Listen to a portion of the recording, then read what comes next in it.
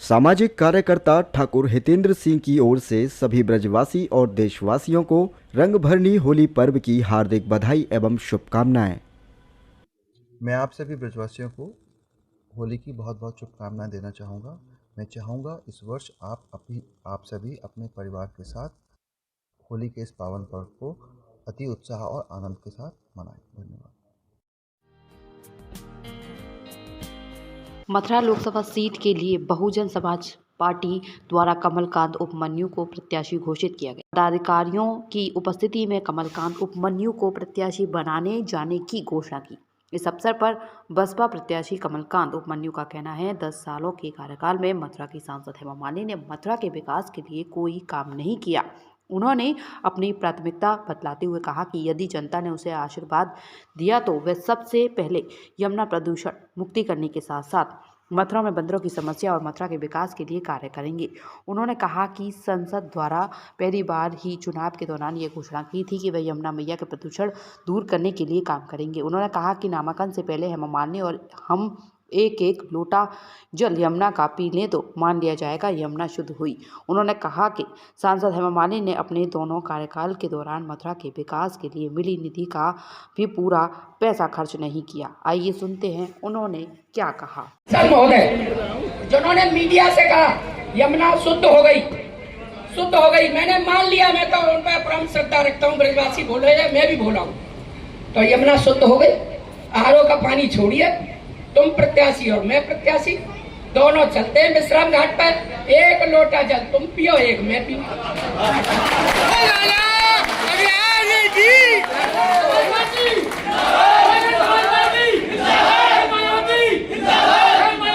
देखो, हम आस्था से जुड़े हुए लोग हैं, हम ब्रजवासी हैं। दूर दराज सबको देखा बार बार। अब के देखो अपने ब्रजवासी, मैं ब्रजवासी हूँ, बाहरी नहीं हूँ। यहाँ बाहरी का मुद्दा बहुत है। बाहर से के लोग आ रहे हैं, चले जा रहे हैं। ब्रजवासियों के साथ वायदा खिलाफी करते हैं, चुनाव में सब कुछ कहते हैं, पीछे कुछ करते नहीं हैं। और आप ये देखें, ये कौन सा गणित पढ़ के आए हैं।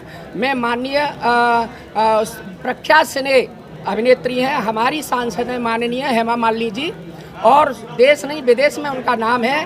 मैं उनके बाल की बराबर आर्थिक स्थिति में हैसियत नहीं रखता हूँ, सामान्य परिवार का बच्चा हूँ। लेकिन लोकतंत्र महापर्व है, इसमें आजकल रानी के पेट से और महल के गेट से राजा पैदा नहीं होता है।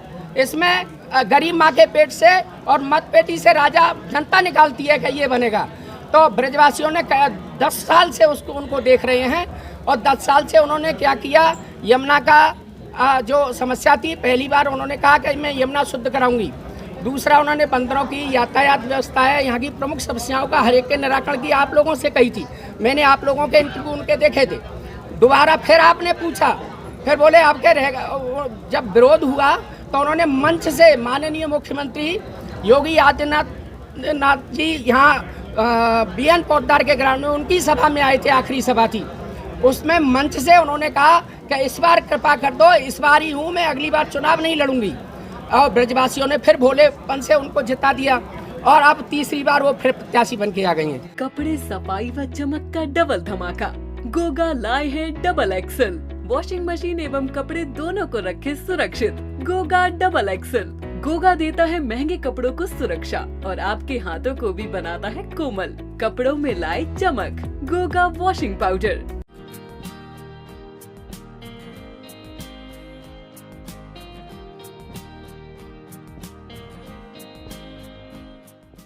डीबी कैटर्स की ओर से सभी ब्रजवासियों और देशवासियों को रंगभरनी होली की हार्दिक शुभकामनाएं।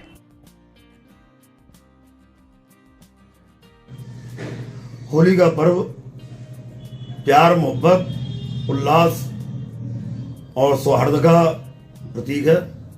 मैं सभी ब्रजवासियों को इस पावन पर्व पर कोट कोट बधाई देता हूं, क्योंकि भगवान श्री कृष्ण और राधा ने इस होली के पर्व को पूरे भूतल पर विश्वव्यापी बनाया।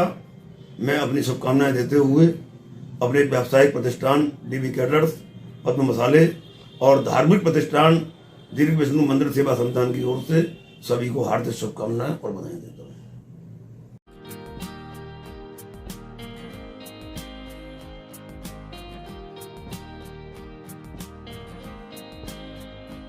श्री कृष्ण जन्मभूमि केस के मुख्य पक्षकार दिनेश शर्मा की ओर से सभी ब्रजवासियों देशवासियों को रंगभरनी होली की हार्दिक बधाई एवं शुभकामनाएं।